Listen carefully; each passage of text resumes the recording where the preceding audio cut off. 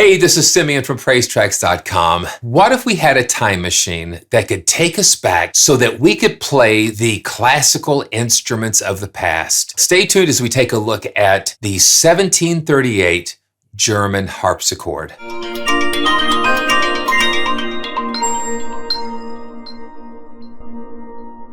Okay, we're back. My wife and I and some dear friends went on a trip to New York City. It was like a once-in-a-lifetime experience, especially around Christmas time. So we went to the Metropolitan Museum of Art, and they had a musical instrument section in the museum where they had these classical instruments, these very old and rare instruments, and they actually say that they have the oldest functioning pianoforte in the world, and I think it was around 1720. The only problem is that they had a plexiglass cover over the keys. No way they were going to let you play that. So fast forward to today. So Realsamples has partnered with the National Museum of Germany. It is the 1738 harpsichord, this beautiful new instrument for HALion and HALion Sonic, and even the free HALion SE player. And we're going to take a look at that. When you go to the load section, it's going to come up in its own category here in the instrument browser. So let's just dive in a little bit deeper.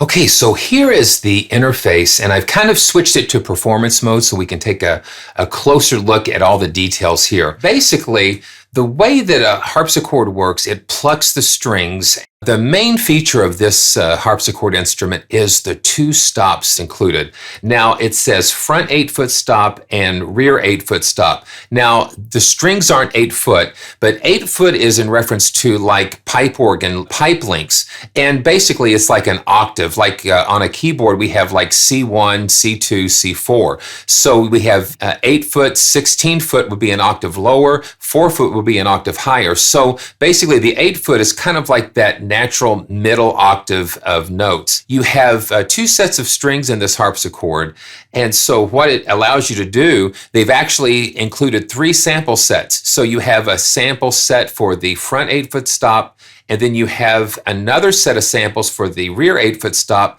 and then they went ahead and gave us a third sample set with both stops combined. So we're not stacking the stops together, it's actually a third discrete sample set because the harmonics that you get with playing both together, and that's what we're going to do here. So let's just, I've got the front 8-foot stop loaded here, and let's just take a listen.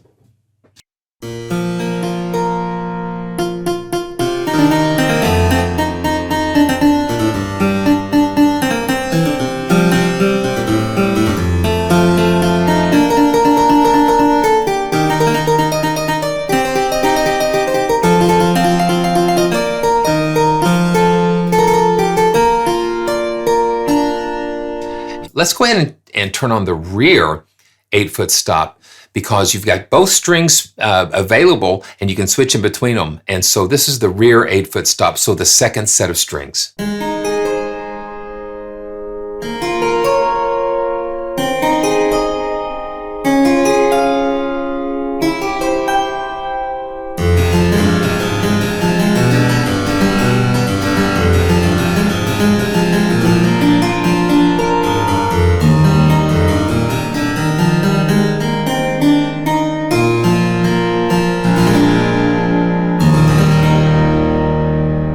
And now let's listen to both of them together, the front and the rear 8-foot stops.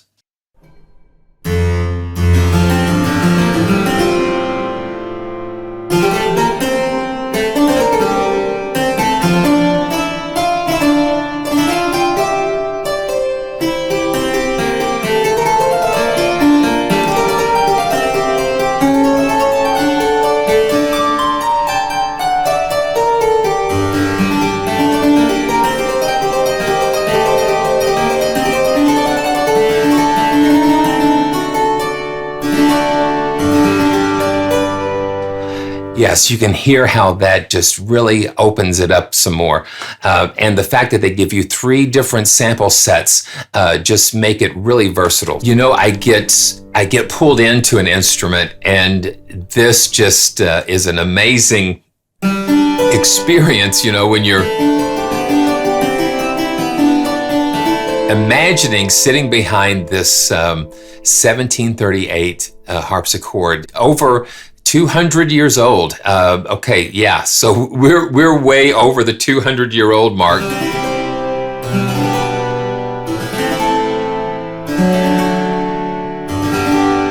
You can kind of hear a little interesting thing going on, and it is probably due to the tuning, the temperament. So we can switch between an equal temperament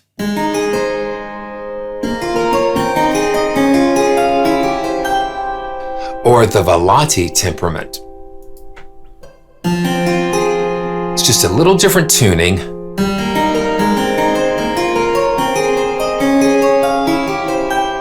And I think it adds a little more character and a little more depth. And I actually prefer using that velati temperament over the equal temperament. So one other feature that we have is the pitch control. You know, speaking about temperament, the tunings back then when this harpsichord was originally built, this was sampled at 392. It was pitch shifted up to 440, but we can adjust the pitch here. So the default setting is 440, and then we can take it all the way back to 392. This is the original pitch that it was sampled at.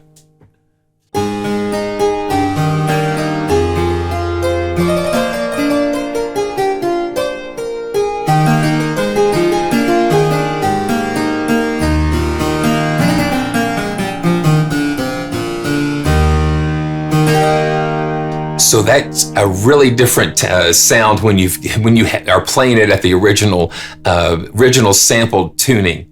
So the piano uses a hammer to strike the note, and you get the pianoforte effect, where you get the difference between the loud and the soft, the very soft notes and the very loud notes, depending on how hard you play the instrument. Now, a harpsichord works totally differently. The strings are plucked, and that makes it different because you don't get necessarily that dynamic range. So what Realsamples has done, they've given us 8 round robins of note on and 4 round robins of note off. So when we release those keys, it's gonna create something fresh and new. It's gonna rotate through those round robins to give it more realism and dynamic, instead of just having one note just played all the time, every time you hit a key. That's been one of the downfalls of a lot of harpsichord libraries, and almost the harpsichord has been kind of like almost a throwaway type of sound. Well, let's just throw a harpsichord in there, blah, blah, blah. And the thing is, you don't know what you're missing with all those little in-between things. So let's take a look at what they've done differently here. So I'm going to turn on the front stop. I'm going to turn the decay all the way up, and let's take a listen to the notes. And I went ahead and turned the reverb off as well, so we can just hear the natural sound of the harpsichord as best as we can. So this is the decay all the way up.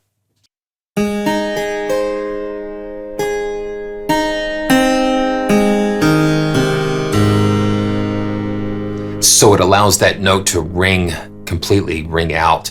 So now let's dial it back a little bit. So it's more staccato.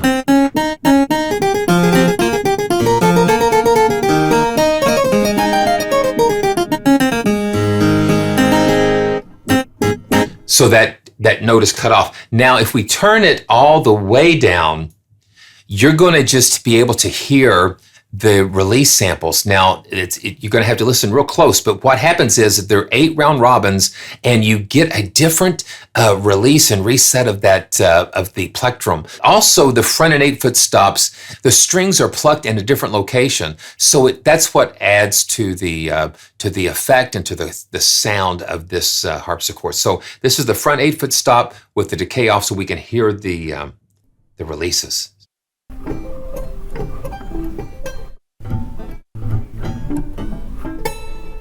So you can hear that you hear them cycling through all those releases. And so when it's in the context of the actual instrument, it adds that little subtleness about it that just makes it sound more real.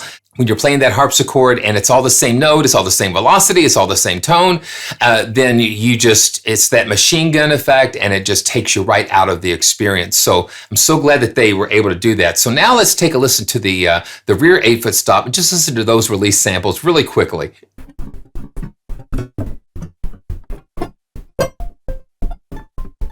Yeah, it's really cool. And the rear stop just kind of sounds a little beefier to me. And it's just those little touches that make it alive. So one of the things that I almost missed was the effects section. Now the effects section, you've got to look down here at the logo, the German National Museum logo, and click on Master Effects. And here opens up a control panel where you have an EQ and you have a nice reverb. So here is the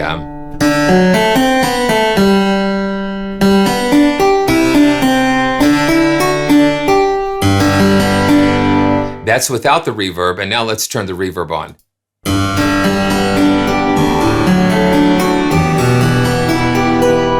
It just adds a nice richness to that. And then we have, you can have chamber, you have studio.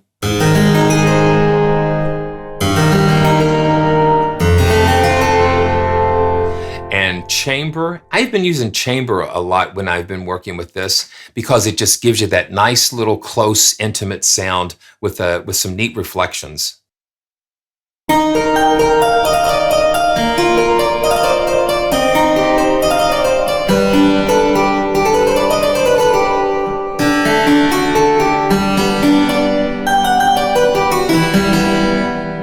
It's just really cool. And then you have some delays, the decay, and stereo width, the size of the room, and then you can blend that.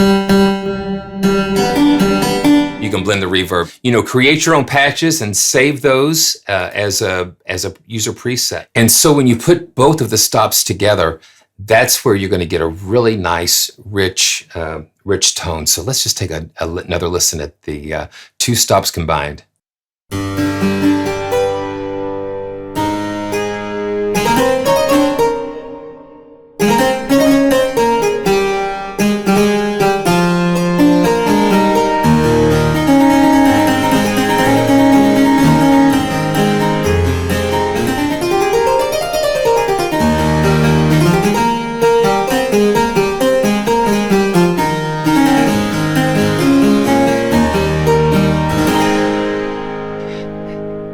And I think it's kind of funny. I say, you know, I'm not a harpsichord player, but I play one on YouTube. And this journey has really allowed me to experience and learn more about classical harpsichord music. I wanted to kind of give us an idea of what this harpsichord would sound like using maybe one of the Bach arrangements or a couple of Bach arrangements. So I went online and I found a gentleman had compiled all of these beautiful Bach harpsichord and ensemble concerto MIDI files. So when you pull a general MIDI file into Cubase, it automatically assigns HALion Sonic SE as like the general MIDI player. And so it pulled it up, it pulled the harpsichord up, of course.